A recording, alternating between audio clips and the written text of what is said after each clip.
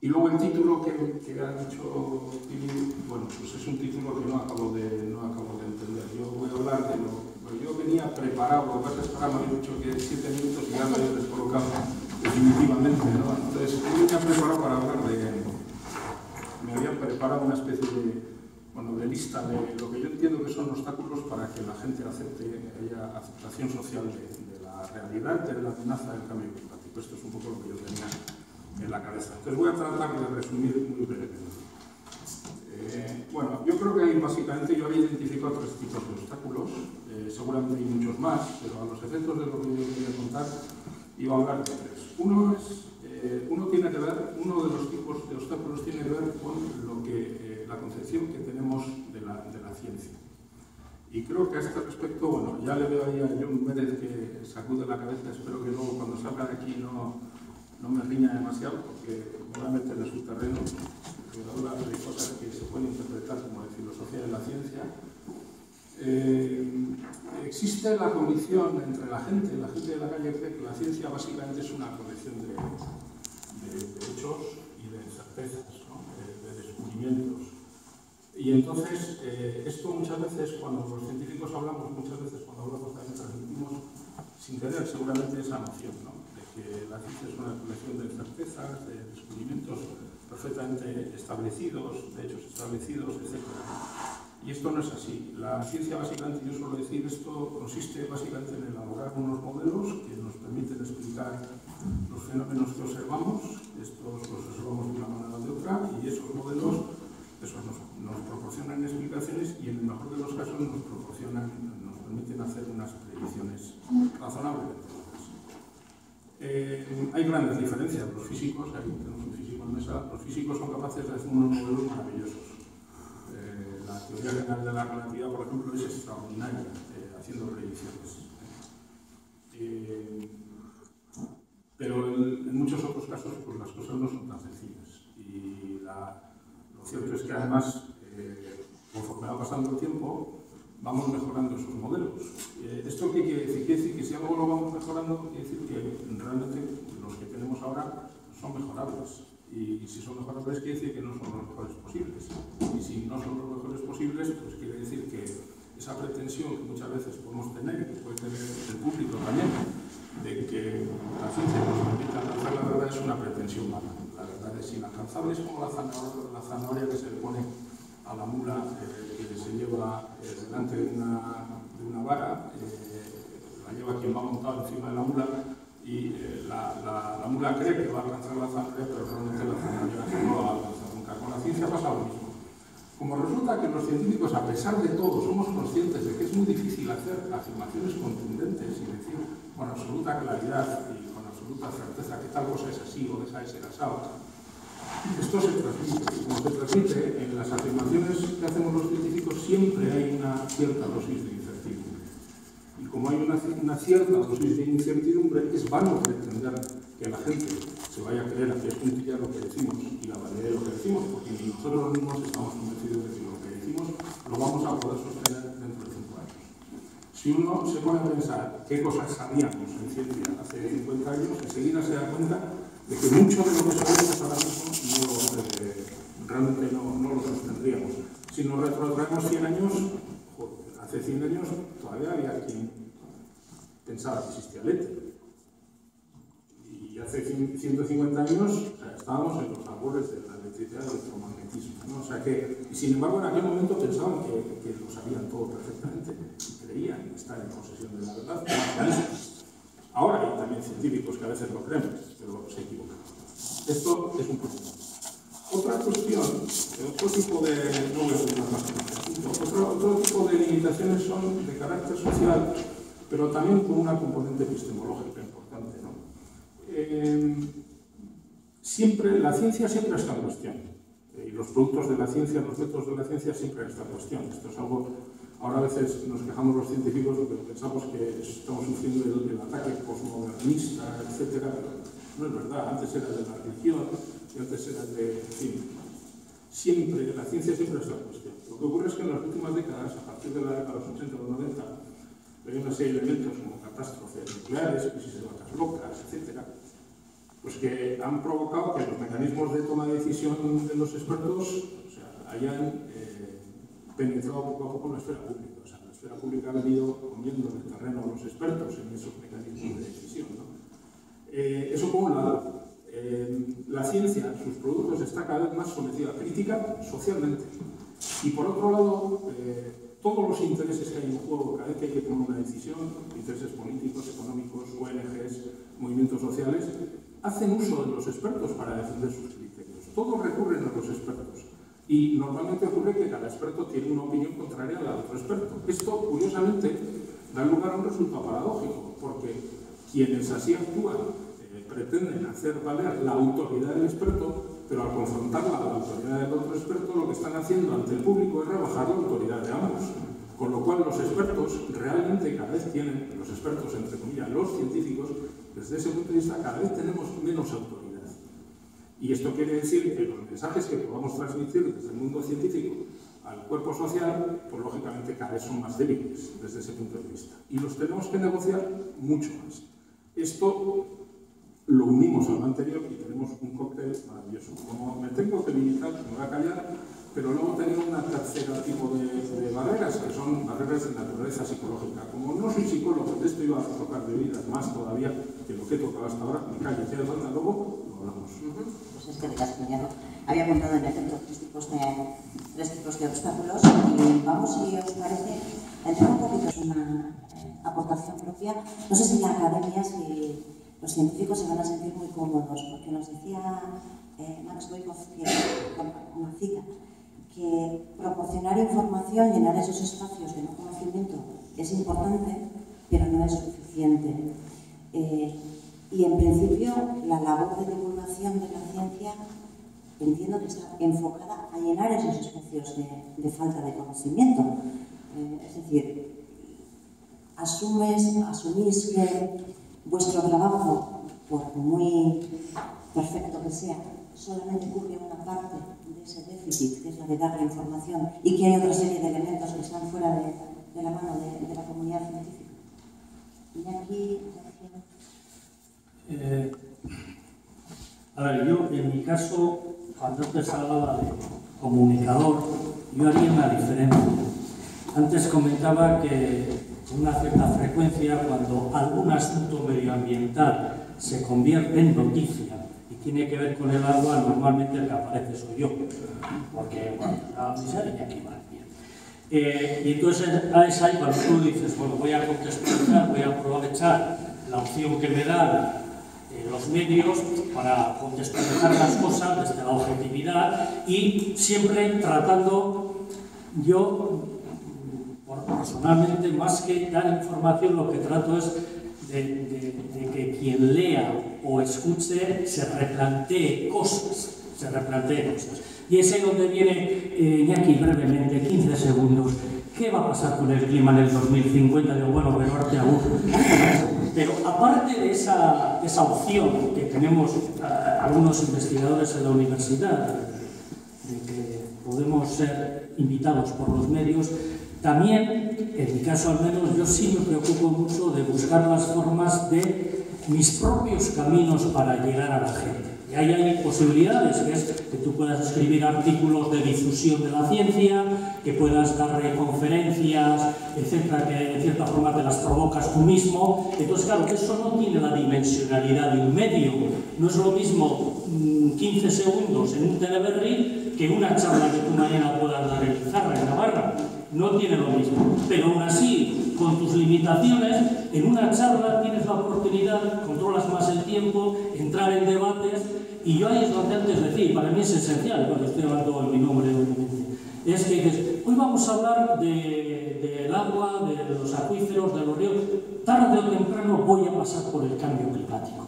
Y tarde o temprano voy a pasar por lo que antes alguien comentaba de esa trilogía cultura, política y medio ambiente. Porque los aspectos del cambio climático, sean en causas, sean en consecuencias, sean en soluciones, son temas del medio ambiente, incluyendo en el medio ambiente lo social y lo económico. Y ahí yo creo, cuando decía el tema del diccionario, yo creo que ahí hay una guerra importante a ganar. O una batalla quizá.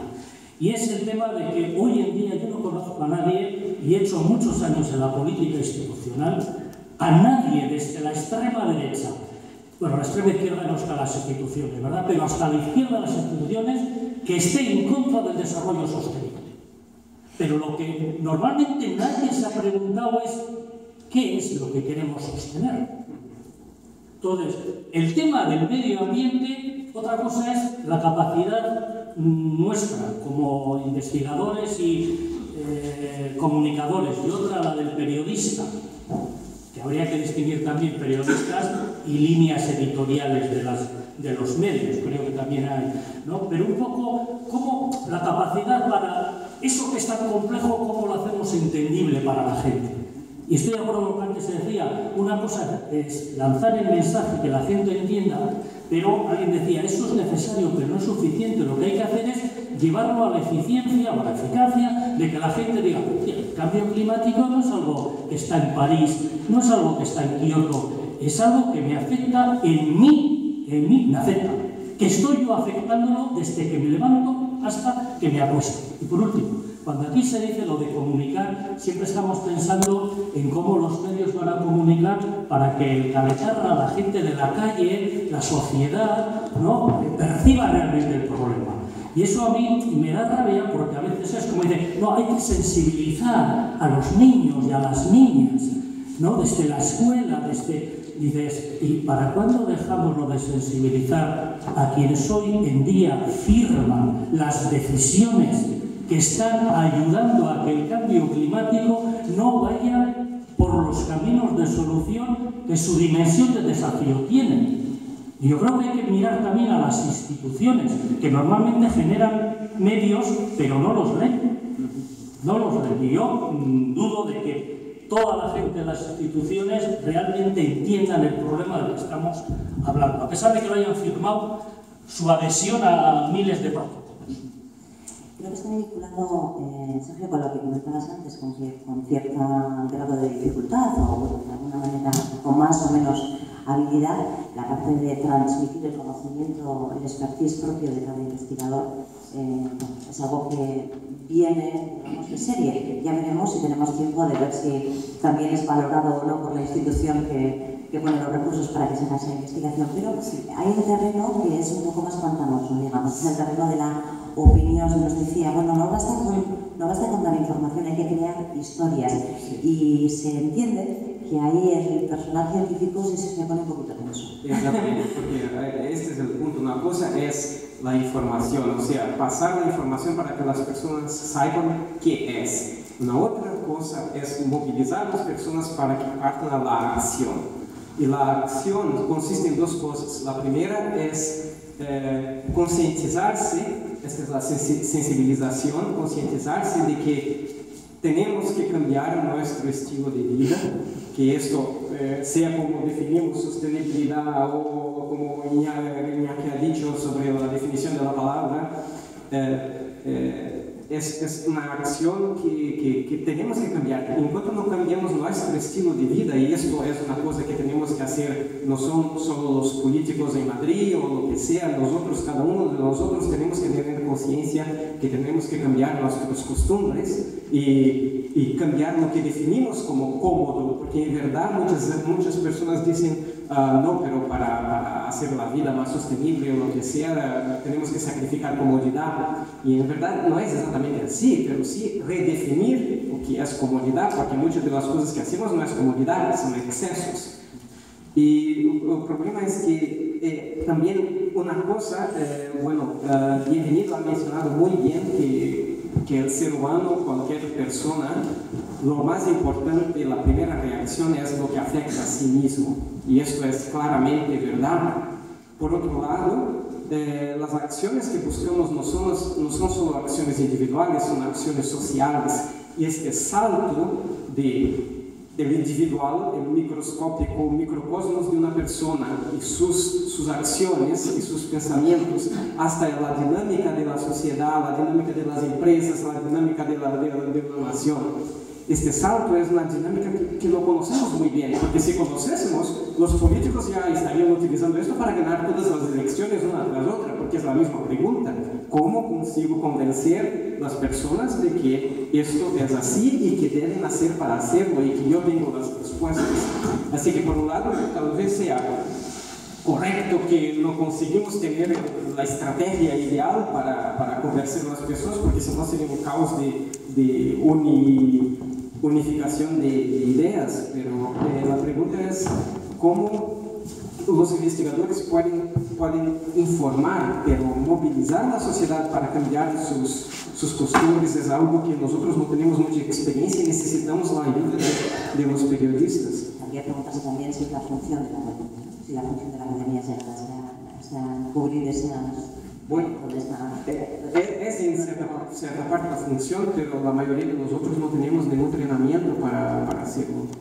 Lo que no sé, Guillermo, es si esto es algo específico de la comunicación del cambio climático o si desde tu experiencia en la cátedra de cultura científica pues, te parece que hay rasgos que pueden ser comunes, porque entiendo que lo que estáis haciendo desde la cátedra precisamente es experimentar en distintos formatos y en distintas aproximaciones para acercar a la ciudadanía en general la ciencia, los resultados de la ciencia, el proceso de la ciencia, todos esos valores que hemos visto y conscientes además de los obstáculos a los que os enfrentáis. No sé si todo lo que escuchas sobre el cambio climático, aplicándolo a cualquier otra disciplina, te suena conocido.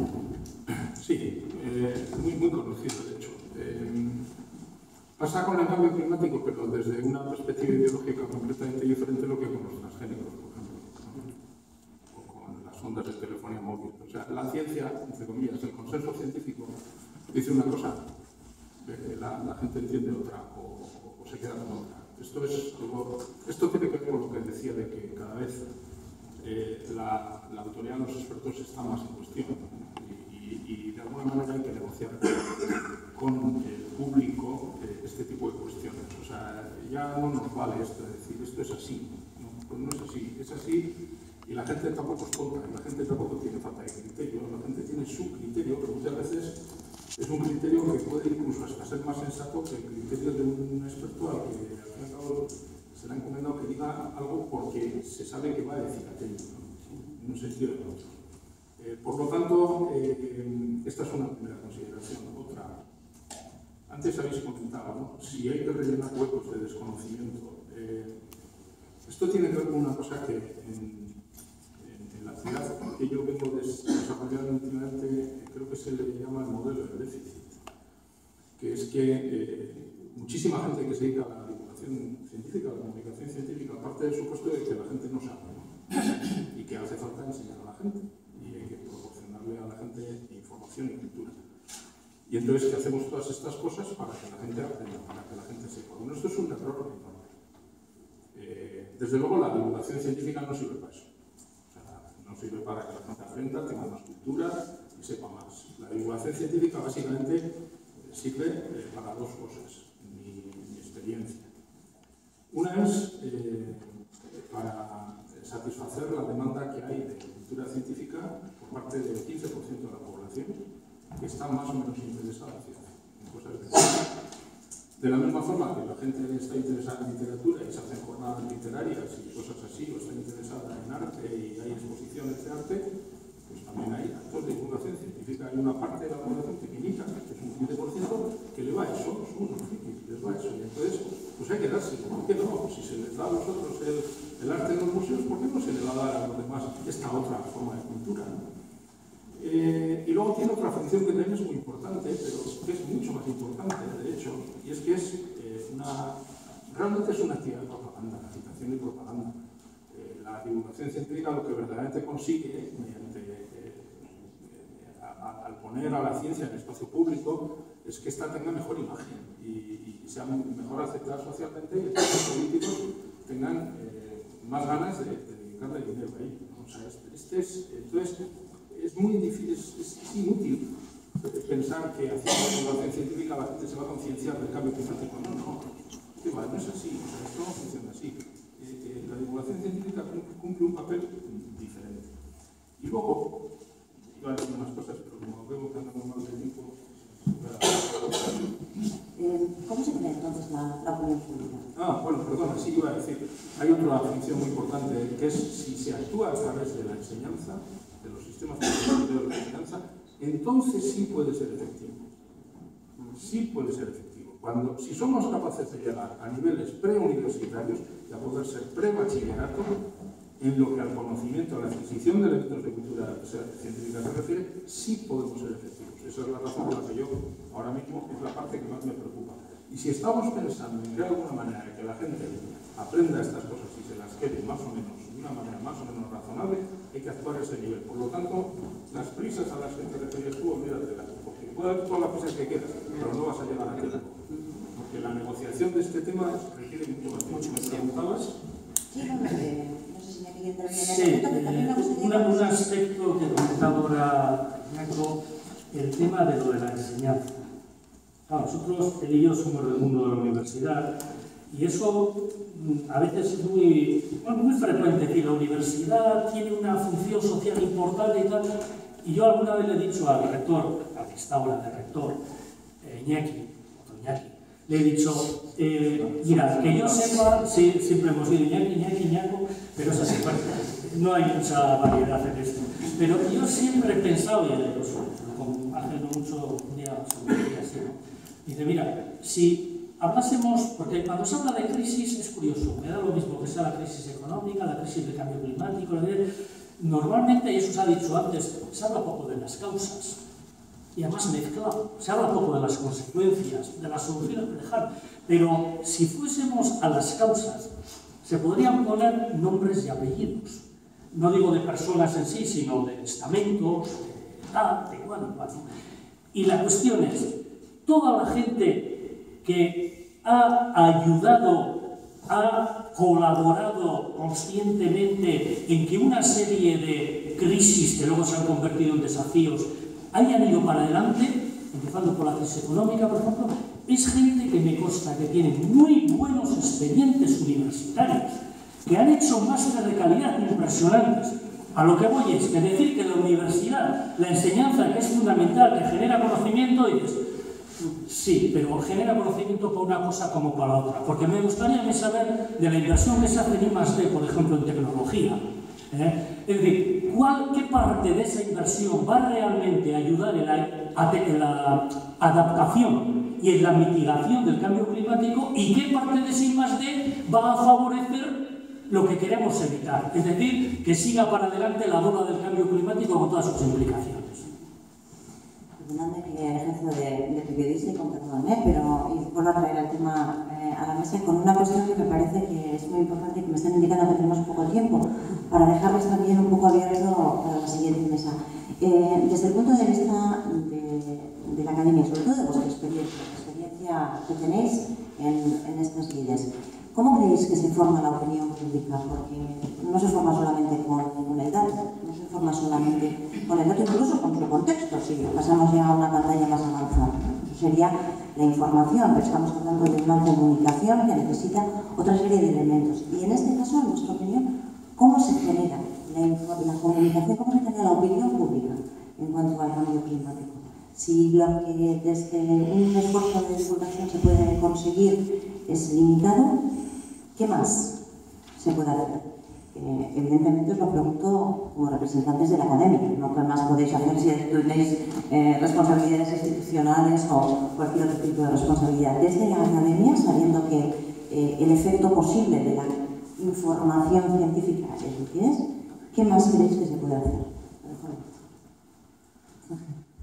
Bueno, no soy sociólogo para explicar teorías sobre cómo la opinión pública evoluye y cosas así en detalle, pero lo que puedo decir de una visión genérica o opinión personal de investigadores, que básicamente la opinión pública, estamos nuevamente, es lo que había dicho, hablando sobre una dinámica social, una dinámica de grupo y no de la acción de individuos. Es claro que la dinámica social y de grupo es causada por los individuos, pero así como los físicos explican en la escuela, el científico, el movimiento de los átomos no tiene nada que ver, así, solo la estadística crea la temperatura, es lo mismo. La dinámica social es algo que una cosa son los individuos y otra es la dinámica social. Y básicamente la opinión pública tiene mucho a ver con moda. Así que, infelizmente, hay que decir esto, que si se torna moda un comportamiento, una opinión, la mayoría sigue y así conseguimos seguir de esta forma. Claro que no se puede vender sostenibilidad, o no se debe vender sostenibilidad y una concientización pública sobre cambio climático como algo así consumir, porque está en la moda y todos debemos consumir. Esto sería el camino falso. Pero hay que entender que la mecánica de la dinámica social es así. Y entonces tenemos que pensar cómo podemos informar a la sociedad, concientizar, ponerles en acción, sabiendo que no es solamente los gobiernos, porque, por ejemplo, si hay un acto terrorista, inmediatamente ya cambiamos nuestras costumbres en los aeropuertos y todo eso, pero no es porque así es impuesto y también porque el riesgo es inminente, es inmediato. Pero para cambiar las costumbres en el caso del cambio climático no podemos utilizar las mismas estrategias. Y así hay mucho más dedicación, sea en el nivel universitario, sea en el nivel de los niños, o sea también en el nivel muy importante que es el nivel que define las modas, el comportamiento de todo, que es el nivel de empresas, de instituciones y de las personas que toman decisiones. La mala noticia es que eso lo que conlleva es, como decía Iñaco, plazo, que estamos hablando de una transformación que desde luego no es una cuestión inmediata. Sí, toma tiempo, y una cosa es que es el facto, el hecho, que necesitamos urgentemente cambiar nuestras acciones porque no hay tiempo, y otra cosa también es el hecho de que desde el punto de vista de la dinámica social esto es imposible de cambiar muy rápido. Yo no creo que haya mucha capacidad para hacer realmente. Yo en esto soy fatalista, ¿no? Porque se puede hacer una cosa. 150 años después, la teoría de la evolución por selección natural sigue siendo aceptada por una relativa minoría en la población mundial. 150 años después, una teoría que los científicos consideramos de lo más próximo que hay a esa zanahoria de la que hablaba antes. O sea, entonces, si eso es así para algo que lo tenemos tan claro, o sea, en ese sentido es muy, muy difícil. Y luego hay otra cuestión que yo creo que hay que tener en cuenta. Aquí hay una componente ideológica evidente en la aceptación o no aceptación. Y esa componente ideológica muchas veces tiene bases emocionales y de diferente naturaleza. Y por lo tanto, si prescindimos de esas consideraciones y de esas limitaciones psicológicas de las que hubiera hablado, si hubiera tenido más tiempo, pues quizás tendríamos algún criterio más claro para actuar. Y luego, me consta que se ha hablado de ello, por una cosa que habéis comentado aquí, que yo no he podido llegar porque tenía clase de la mañana, la falta de una narrativa adecuada. Yo creo que, pero bueno, este es un mal general de la ciencia. La ciencia tiene una dificultad intrínseca en su incapacidad para generar narrativas potentes, ¿no? Que otros campos de la actividad humana tienen. Yo creo que la cosa va por ahí, pero en esto soy muy, entre comillas, pesimista, fatalista. No creo que podemos hacer nada. O casi nada, mejor. Yo no me defino como fatalista, pero sí como pesimista activo. Pienso que es mejor ser pesimista activo que optimista pasivo. Yo creo que cualquier cambio, el propio cambio climático y los cambios que hay que hacer para evitar ese cambio climático son procesos, por tanto hay que pasar por muchos grises. Yo entiendo que los procesos implican transiciones a sus diferentes ritmos y las transiciones necesitan condiciones favorables. En ese sentido, yo creo que los académicos tenemos medios de ir creando o ayudando en esas condiciones, porque antes que académicos somos ciudadanos. Yo no sé si todos los académicos lo saben, pero somos ciudadanos. Con lo cual yo no distingo, cuando estoy, como he estado esta semana, en reuniones en mi municipio para el cambio de las normas subsidiarias sobre la planificación general, la planificación del medio, no sale la palabra cambio climático, pero las apuestas que tú haces, hay un trasfondo que condiciona lo que vaya a pasar con el cambio climático desde tu escala, en este caso de la local. En ese sentido yo creo que sí hay cosas que hacer, admitiendo que el cambio climático es algo poliédrico, que es todo. Lo que pasa es que tienes que, a los medios o a la gente que te está oyendo, en fin, tienes que darle esa visión de poliédrico, pero luego algo que lo sienta como cercano. Por eso, lo que antes Bienvenido decía, los ejemplos que ha puesto de la uva, no sé qué, de la manzana, que cambia el sabor, tal, digo, hostia, eso ya me afecta, ¿no? Pero aquí hay una cuestión y acabo con eso. A mí el otro día, a gente de mi equipo, por entendernos, nos han hecho para atrás en una revista de estas de gran prestigio por la que nos pegamos, porque para eso nos valoran, por eso nos van a valorar, y era un trabajo sobre las proyecciones hidrológicas que la cuenca del Nervión pueden tener los escenarios climáticos en mente, ¿no? Y entonces salen cosas muy importantes para la planificación, para tenerlo en cuenta desde ya con su grado de incertidumbre, pero también con su grado de precaución.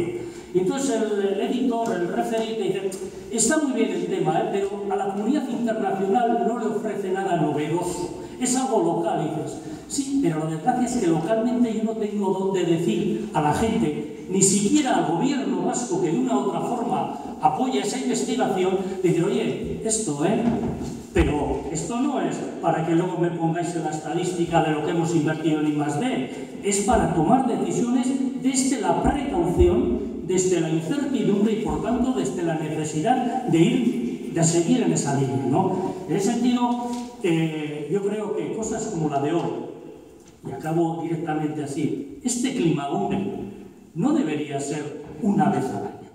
Porque días internacionales de tal tenemos de todo. El otro día me enteré, el Día Internacional del Retrete, el 19 de noviembre.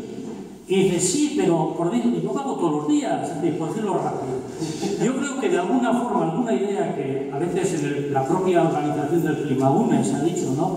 Algo que hubiera un observatorio, a nivel del País Vasco al menos, un observatorio reconocido que permitiese aunar lo que es el caretarra normal, la gente de la calle normal, los medios, quienes hacemos investigación, quienes deciden hoy en día, incluso en ámbitos no directamente relacionados con el clima, pero que al final están en el mismo saco, en la misma zanahoria que diría Iñaco. Yo creo que eso sí hay necesidad de algo más permanente que haga del clima, de la sostenibilidad y de todo lo relacionado con ello, aspectos sociales evidentemente y económicos incluidos, algo más continuo en la agenda, como el Eguraldi en el teleberri, el Eguraldi, menos anuncios y más Eguraldi y más Climaldi. Que ricasco, Iñaki, pues nos quedamos también con esa idea, que los representantes de los medios de comunicación que van a pasar enseguida a esta mesa también han estado escuchando todas estas aportaciones y algunas de ellas sí que nos gustaría ya ir adelantando, entre otras, la que apuntabas, Iñaco, de esa narrativa adecuada sobre el cambio climático, porque puede ser una de las posibles áreas de colaboración entre las dos mesas. Pero lo primero es despedir esta, agradeciendo muchísimo el tiempo que le habéis dedicado. Iñaco, Sergio, Iñaki, es que